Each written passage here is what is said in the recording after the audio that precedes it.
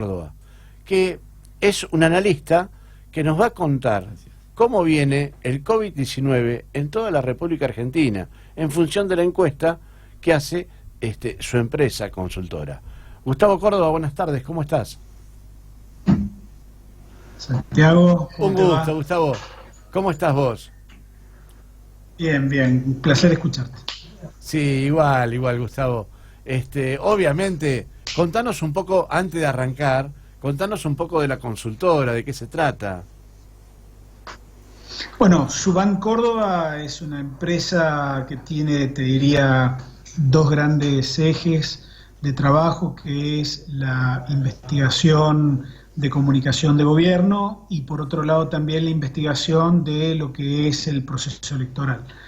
Claramente hace más de 25 años que venimos trabajando en todo el país y antes se llamaba Gustavo Córdoba Asociados y en estos cambios de tiempo que hay y que son absolutamente justos porque corresponde, pasamos a denominarnos Suban Córdoba Asociados porque mi mujer, mi compañera, trabaja conmigo al lado mío desde hace 25 años y ella arriesgó y puso tanto como puse yo, así que claramente cambiamos el nombre y a partir de 25 años, las elecciones justamente del año pasado, tenemos un nuevo branding y la verdad, te diría, estamos muy conformes, muy contentos porque hemos logrado también un nivel de reconocimiento nacional de la marca y de nuestros trabajos realmente muy importante. Totalmente.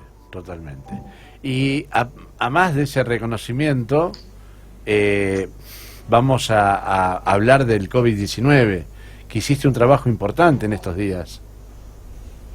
Sí, el cuarto informe, a ver, desde que estamos en cuarentena, siempre hemos tratado de pulsar un poquito el humor social, el clima de opinión, como le decimos, ¿no? Los investigadores, para tratar de entender un poquito mejor lo que nos pasa y poder proyectar, digamos, el estado de ánimo de los argentinos. Y claramente, Santiago, debo decirte que después de hacer esta encuesta de 1.200 casos, terminada el 19 de mayo por la mañana, hay como una sensación, tengo como una sensación que las alertas que tienen que estar altas en función de la comunicación gubernamental sufrieron una suerte de relajamiento a partir del éxito de la cuarentena. ¿Se entiende? Es decir, fíjate que en esta última semana, que es donde hemos tenido un recrudecimiento en la cantidad de casos en el país, es producto de que hace 15 días atrás salimos de manera, te diría, casi irresponsable a la calle, ¿no? Exacto. Está bien, nos ponemos el barbijo, pero a ver, nosotros lo hemos medido con una pregunta. Los argentinos en general, respecto de la cuarentena, decimos que la cumplimos, pero en realidad no la cumplimos, y estuvo de acuerdo el 80% de argentinos. Así que date una idea, más allá de que la gente está de acuerdo con la continuidad de la cuarentena, está de acuerdo con que se siente cercano a las políticas generadas por el gobierno en este punto. Cuando preguntamos puntualmente cada política del gobierno, desde el crédito a tasa 24%, los créditos a tasa cero para tarjeta de crédito para monotributistas y autónomos, el tema del diferimiento de la devolución de los créditos de los jubilados al ANSES, bueno, toda la batería de medidas que lanzó el gobierno, todas arrancan de un nivel de aprobación del 65% para arriba. Entonces, claramente, a lo mejor lo que está pasando no nos gusta, el tema de la economía nos está pegando muy duro a todos, ¿no? Quien más, quien menos está sufriendo también esta cuestión, pero nunca como antes, me parece que están siendo visibilizados intereses que hay detrás de cada postura, ¿no? Claro. Claramente hoy, al menos los que piden levantar la cuarentena, son una minoría realmente que uno los puede entender por el lado de que están perdiendo plata y que necesitan de algún modo reactivar sus negocios y es legítimo, pero me parece que hay un gobierno, hay además una liga de gobernadores detrás del gobierno, entre los cuales están, por ejemplo, el gobernador Morales de Jujuy, el correntino Valdés. Te puedo mostrar el dato de, por ejemplo, la imagen de Horacio Rodríguez Larreta, que se ha ido a las nubes a partir de mostrarse colaborador, ¿no? Y en coherencia con las políticas nacionales. Entonces me parece que la sociedad argentina hoy sabe que estamos en un momento excepcional, incomparable a cualquier otro momento de la historia, y entiende, digamos, que la política debe hacer un gesto en cuanto a los tonos y en deponer diferencias secundarias. Me parece que hoy lo que estamos viendo con la encuesta es eso, ¿no? Alto nivel de aprobación al gobierno, pero con una aclaración. Lo que se construye tan rápidamente también puede desmoronarse rápidamente, porque estamos en una época, como bien dije, excepcional, de consensos precarios que en cualquier momento, y nadie está exento de cometer errores, una serie de errores consecutivos puede hacer que el gobierno pierda toda esta concentración de aprobación que, te soy franco, no la he visto en ningún presidente desde la recuperación de la democracia hasta el día de hoy. Claro. Lo estábamos charlando cuando arrancamos el programa, justamente lo que vos estabas explicando, y acá estamos en presencia del doctor Juan Bautista Citti, que es presidente de la Federación de Microempresas de la provincia de Buenos Aires, lo cual tiene sus afiliados que están pasando por una situación muy compleja. Y justamente estábamos charlando ese tema. Un gusto, Gustavo.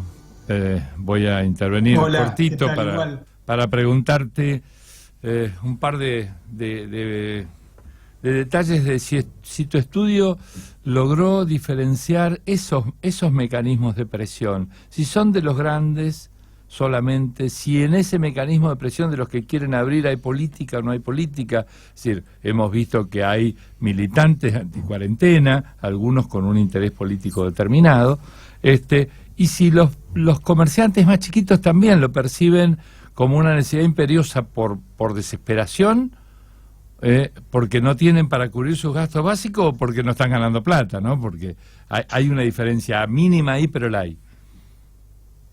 Sí, claro. Yo creo que, a ver, antes te doy una interpretación. Creo que el actual momento es entendido muy bien por la sociedad argentina. El problema es de las dirigencias, por allí que o sobreactúan, lo cual creo va a ser sancionado el año que viene en términos electorales, o no están a la altura de las circunstancias, o no están preparados. En general, fíjate, las dirigencias, a nivel mundial, no solamente en la Argentina, ninguna estaba capacitada o preparada para esto que nos ha pasado. Todos, de alguna u otra forma, han o hemos improvisado frente a este contexto, ¿no? Y como experiencia yo diría, lo que viene, tenemos que ser sumamente humildes, tenemos que ser sumamente estudiosos de esto que nos está pasando y generar mecanismos de aprendizaje institucional, inclusive en la dirigencia, que a lo mejor tiene poco y nada que ver con la política de Estado. Parece que llegó el momento, por lo menos, de empezar a entender por dónde va lo importante y por dónde va lo menos importante. Eso como una aclaración. La segunda, te digo en mi caso particular, yo soy una micropyme, ¿no? Tengo 2 empleados.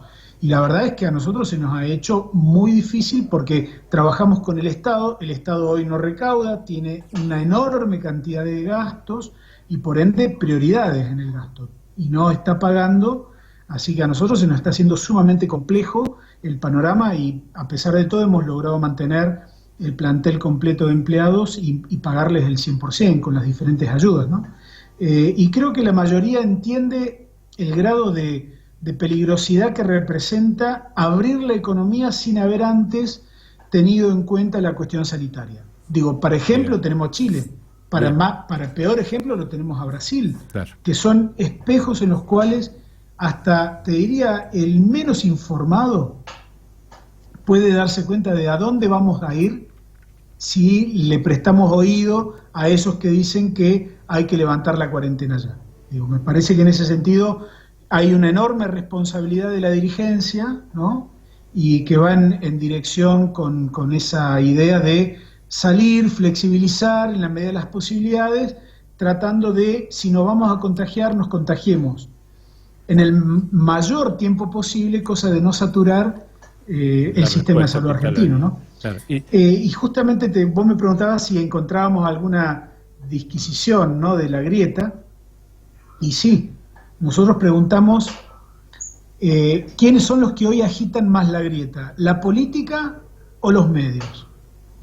Y nos dio 37, 38% la política y 37% los medios. Es decir, prácticamente el mismo volumen de respuesta de un lado y del otro. Pero cuando hacemos el cruce por voto presidente, nos damos cuenta de que el votante de Macri cree que solamente los políticos son los que agitan la grieta, mientras que los votantes de Alberto Fernández consideran que los que están agitando la grieta son justamente los periodistas y medios de comunicación. Claro.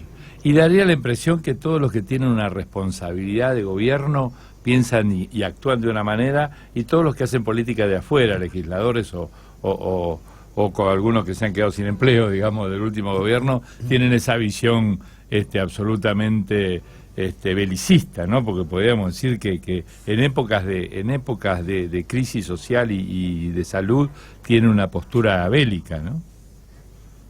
Sí, incluso te iría más allá. Hay ciertos sectores de la oposición que están obsesionados con Cristina Kirchner. Cierto. Necesitan a Cristina Kirchner para sentirse, no sé, políticamente activos, podríamos decir, o para definir una identidad política, porque que Cristina funcione en su rol de garante del status quo político, a ellos les indigna, ¿no? Desde que Cristina tomó la decisión de no ser candidata y plantear a Alberto Fernández como candidato, me parece que muchos dirigentes del partido opositor Cambiemos, es como que no tienen base de sustentación, ¿no? No tienen un discurso, no tienen referencias y la buscan desesperadamente. Yo anoche escuchaba al periodista de TN, Wiñaski, que bueno, dentro de todo decía, no puedo ver a mi sobrina recién nacida, que bueno, que el otro, pero de ahí a transicionar, ¿dónde está Cristina? ¿Qué opina Cristina? ¿Qué está haciendo Cristina? Digo, un alegato que no tenía nada que ver con la posibilidad de que él vea o no a su sobrina. Entonces creo que hoy se está reeditando de alguna manera esa alianza que se dio antes de las PASO, de un sector de las empresas en la Argentina con un sector de medios y un sector político, ¿no? Generaron antes de las PASO ese fenómeno de cancha inclinada que le dio ese clima de opinión tan favorable a Macri y que fue desmentido absolutamente por el resultado electoral de las PASO, ¿no? Totalmente, claro, totalmente. Claro. Y digamos, ¿cómo lo tenés desplegado a nivel nacional el COVID-19? La parte de AMBA, ¿cómo viene eso? ¿Lo tenés Mirá, hicimos una pregunta muy concreta a todos los argentinos, sabiendo que AMBA es el lugar en donde se están dando más la cantidad de contagios. Sí. Y le dimos dos opciones de por qué, al criterio de ellos, se habían dado semejante cantidad de aumento en los casos. Casi un 20% nos decía que por la flexibilización de los gobiernos, y por otro lado el 70% nos contestó por la irresponsabilidad propia de la gente. Bueno. Es decir, de haber entendido que la flexibilización era un viva la pepa, ¿no? Claro. De salir a como sea, a dar una vuelta, a pasear, salir a caminar, correr, etc. Hubo falta de conciencia y me parece algunos intendentes también. Sí, hubo falta de conciencia. Sí. Me parece que hay una serie de cuestiones, ¿no? Que van de la mano con esta improvisación que yo señalaba recién. No todos estamos reaccionando de la misma manera, no todos vemos las cosas de la misma manera, y esta emergencia nos va a dejar muchas enseñanzas, ¿no? Ojalá aprendamos, no tengamos un alto costo en vidas, que podamos, digamos, avanzar en el tiempo, digamos, sin la cantidad de casos que hay hoy en Brasil, por ejemplo. Claro. Brasil fue un desmadre total. Como decía Gustavo recién, si los argentinos vemos las fotos de Ecuador de hace unos 15, 20 días atrás, un mes atrás, sí. Lo de Perú ayer, hoy, los muertos tirados en la calle, gente que se muere en las casas, lo de Brasil, los Estados Unidos, que Brasil supera los 1.000 muertos por día, en el promedio de muertos por millones estamos lejísimos, porque podríamos decir que Brasil es 5 veces Argentina, ¿no es cierto? Y repetimos la foto de Italia y de España, porque en realidad fundamentalmente, y de Inglaterra, eso bastaría para que todos nos quedemos quietos en casa y sigamos pensando que es más importante vivir comiendo pan y cebolla, digamos. Yo creo que igual hay un error, Gustavo, Juan y Gustavo. Yo creo que igual hay un error, que no lo, o sea, para mí está faltando que el test llegue al vecino, que el test llegue a los barrios. Para mí está faltando eso también, porque es muy importante que el que menos tiene tenga el acceso a poder tener ese test, porque cuando este bicho se empiece a proliferar por la periferia y por los barrios humildes, va a ser un desastre. Ya es un desastre. Sí. En el conurbano y en Capital Federal se ha triplicado el contagio en las barriadas populares respecto de los barrios residenciales. Entonces, lo que pasa es que es difícil. Yo no soy epidemiólogo, así que no te podría responder, pero sí logro entender de que el testeo universal es algo imposible, además de antieconómico, en términos sanitarios no es conducente. Creo que se están manejando como hacen en todos los lugares del mundo, donde detectan algún grado de contagio, a partir de ese grado de contagio. Exacto. Tratan de hacer todo el análisis vectorial y sectorial. De cualquier modo, yo vuelvo a decir, Argentina tiene, o tenía, en el momento que Alberto Fernández tomó la decisión de la cuarentena temprana, 3 grandes ejes: tiempo, recursos económicos e infraestructura sanitaria. De los 3, el único que teníamos realmente como una fortaleza era el tiempo, porque no tenemos plata y nuestro sistema de salud, déjenme decirle, Rosario, Córdoba capital, Capital Federal, Mendoza, tenemos un sistema de salud medianamente razonable. El resto del país, complicado, ¿no?, para los niveles de complejidad que requiere el coronavirus. Entonces, al haber utilizado Alberto Fernández el único recurso que tenía, me parece que ese sentido común después se terminó plasmando en su imagen, ¿no?, en la proyección de cómo él fue elaborando este casi 80% de aprobación que tiene. Claro. Y la verdad es que yo no veo que hayan cambiado la situación. España e Italia, digo, ellos cometieron el error de no haber anticipado la cuarentena, cuando tenían menor cantidad de contagios y menor cantidad de muertos. Digo, evidentemente que hay errores que se van cometiendo, ¿no?, y hay aprendizajes, pero yo todavía me parece que el gobierno tiene un crédito abierto, porque nadie quiere contar muertos. ¿Cuántos muertos se banca una democracia en este momento? Claro. Digo, fíjate, Estados Unidos, ¿no?, ya ha superado o está cerca de los 100.000 muertos en menos de 2 meses. Sí. La guerra de Vietnam, que fue el segundo evento traumático que más muertos ha generado en la historia de Estados Unidos, tuvo 60.000 muertos en 10 años. En 10 años. Es verdad. Sí. Es verdad. Gustavo, te saco un poquito del COVID y digo, hay un fenómeno, no sé si lo pudiste evaluar. En otras épocas el dólar aumentaba el 10%, y estábamos escandalizados, salíamos corriendo, tapa de los diarios, crónica roja, ¿sí?, aumentó el dólar, se dispara el dólar.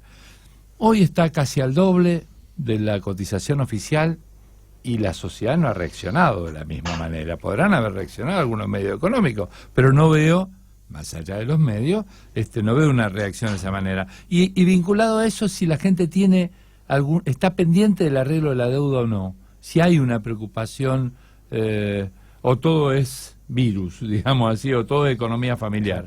El tema de la deuda, que es importante para Fernández, para este gobierno, para la Argentina, pareciera también como que no tiene la dimensión que ha tenido en otros momentos, ¿no? Como que si nos vamos al default, hoy a nadie le preocupa.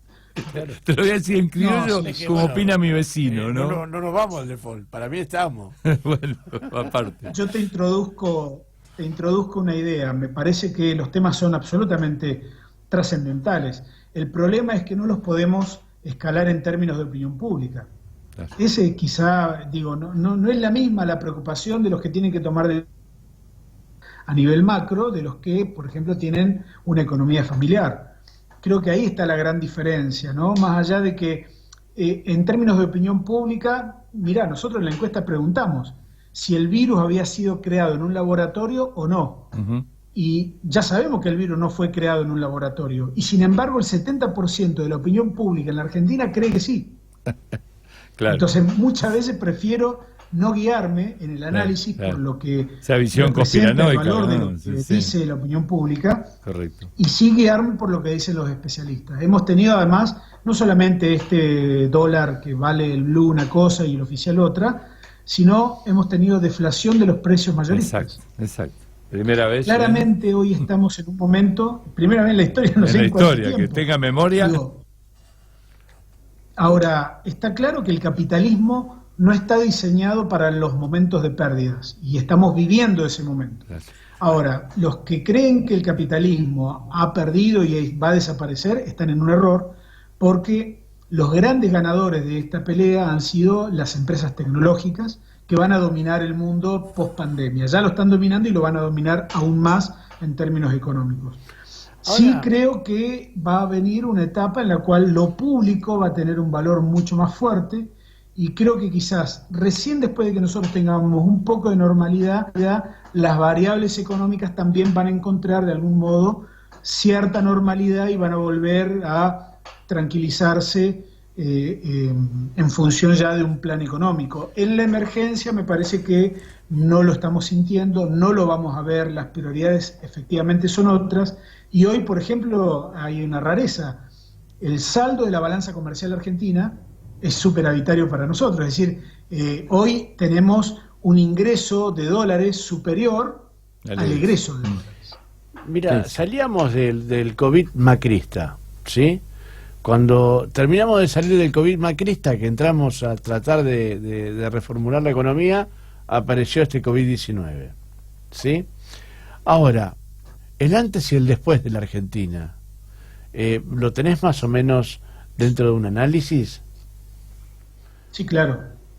A ver, el gobierno de Alberto se abrazó de alguna manera a la cuarentena, no en el modo que dice la oposición, pero sí tuvo la enorme oportunidad de relanzarse, de encontrar un eje de gestión y de comunicación. Alberto Fernández, creo que desde la primera salida de Ginés González García, que fue como una especie de salida en falso, se puso él al hombro, ¿no? Y de una manera, digamos, muy pedagógica, empezó a comunicar en el tono que quizás a muchos argentinos nos gusta, ¿no? De explicar con razonabilidad, con criterio, y creo que eso a mucha gente le cayó muy bien. Sabe todo el mundo que estamos en una emergencia y valora doblemente el tono y el estilo de Alberto Fernández. Fíjate que en un lugar como Córdoba, sí, donde Cristina Fernández todavía cuenta con una imagen negativa cercana al 70%, Alberto Fernández hoy está con un nivel de positividad cercano al 70%. Claro. Pero en realidad Alberto hizo lo que dijo Cristina en su momento. Cuando en el discurso que Cristina dice, no le mientas al pueblo y ponete del lado del pueblo, que el pueblo te va a acompañar, hizo exactamente lo que le pidió Cristina, y hoy tenemos un presidente con el 70-80% de imagen positiva, ¿no? Bueno, lo que decís, Gustavo, es lo pongo en la balanza de lo que decías cuando hablabas de Wiñaski, de los medios, de la oposición. Volvé, Cristina. Volvé, porque en realidad la necesitan para... Claro, fíjate vos este ejemplo de Córdoba, que es profundamente antikirchnerista, pero claro, que en definitiva está gobernado por un peronista en la provincia, o sea que sí. No hay antiperonismo ahí, porque votan a un peronista, si no, no votarían al gobernador tampoco. Pero no solo por un peronista, sino que Schiaretti es el mentor de la Sota, o sea, está bien, pero fíjate, lo acompañó siempre en fíjate todo el que es un proceso concepto distinto, y Gustavo lo sabe más que yo esto, porque analiza estas cosas y trabaja con las diferencias entre Capital Federal, el Cava, donde hay más antiperonismo visceral, histórico, y ahí no importa si es ahora con lo de Alberto, es circunstancial, ¿no? Coincidimos en que esto puede ser un momento, ¿no? Y en cambio Córdoba no. Una pequeña corrección. Dale, sí, por favor. Yo creo que Córdoba hoy es mucho más conservadora de lo que era 20 años atrás. Lo que ha cambiado es la representación política de los cordobeses, que ante la ausencia de representantes de la derecha o conservadores importantes, el peronismo cordobés ha logrado, con una figura como la de Schiaretti, ¿no?, que tiene, te diría, este perfil, es muy liberal en lo económico y muy conservador en lo político, ha logrado, digamos, sentirse contenido y representado por la figura del actual gobernador. Bien. Pero yo creo que la sociedad cordobesa, fíjense el dato, ¿no? Está presente de la última elección, de la primera vuelta de octubre. En Córdoba, Macri sacó porcentualmente más porcentaje que en Capital Federal. Sí, sí. Claro. Mirá. Gustavo, como para ir... Digo, la campaña electoral de odio que se hizo para octubre les dio mucho más resultado en Córdoba que en cualquier otro lugar del país. Claro, claro. Gustavo, para ir, digamos, redondeando, te doy la libertad de enseñarnos las encuestas que vos preparás y cómo lo estás desarrollando para que le transmitas a la sociedad un poco del trabajo que vos realizaste. No, bueno, en general es importante entender los climas de opinión. Me parece que para el que está en posición de gobierno y para el que no está en posición de gobierno, pero que le interesa el tema, o para desde el punto de vista inclusive ciudadano, siempre es mejor contar con mucha más información que menos. Y por eso es que nosotros hacemos este estudio mensual desde hace prácticamente 4 años atrás, y lo ponemos a disposición de analistas, de medios y periodistas, porque creemos en la libertad de la información y de la circulación de la información, ¿no? Creo que eso es un valor de nuestra sociedad y tiene mucho que ver con el sistema democrático y con los valores que cada uno tiene. De cualquier modo, mirá, un dato de los más importantes, preguntamos si estamos de acuerdo con que los millonarios en la Argentina hagan un único aporte extraordinario para ayudar en esta situación económica. Un 80% de los argentinos dijo que sí. Fíjate qué interesante, porque si vos escuchás solamente 3 medios de Capital Federal, exacto, te dicen todos que no. Te vas a horrorizar de... No, claro, Y un 80% los de la sociedad millonarios, está ¿no? planteando que sí. Lo hablábamos al principio. Sí, sí. ¿Cómo puede ser que la TAM, cómo puede ser que Techin estén queriéndole pagar el 50% de los trabajadores cuando se llenaron los bolsillos durante décadas? Sí, pero fíjate qué interesante el proyecto de ley que se está preparando, que se está trabajando, no va dirigido a las empresas el impuesto, sino a las personas que tienen fortunas personales, que son dos cosas completamente distintas, ¿no? Inclusive, fíjense este fenómeno muy interesante que se está dando en muchos lugares del mundo, Europa fundamentalmente, que siempre la derecha argentina busca como ejemplo. Hoy en Europa el proceso de nacionalizaciones de las grandes empresas privadas europeas es una constante. En Francia, en Italia, en España, en Alemania, Angela Merkel acaba de firmar el traspaso del 20% de las acciones de Lufthansa al Estado alemán. Bueno, de eso se va a tratar. En la Argentina, cierta parte tilinga de la política y de los medios se horroriza por la idea de que el Estado pueda tener una parte de accionaria de las empresas. Es lo que está pasando en todo el mundo. Digo, el rescate de las empresas privadas lo va a hacer el Estado, no lo va a hacer siendo la refundación el mercado, del Estado de la Argentina. Todo el mundo creía, ¿no? Claro. Termina siendo una refundación del Estado de la Argentina, digamos. Yo diría que el día después, cuando sea, nos va a encontrar en un formato muy distinto. Al que está. Hay que repensar absolutamente lo cotidiano, ¿no? Desde cómo vamos a transitar el espacio público, el sistema de transporte, la producción de conocimiento, la producción de bienes y servicios.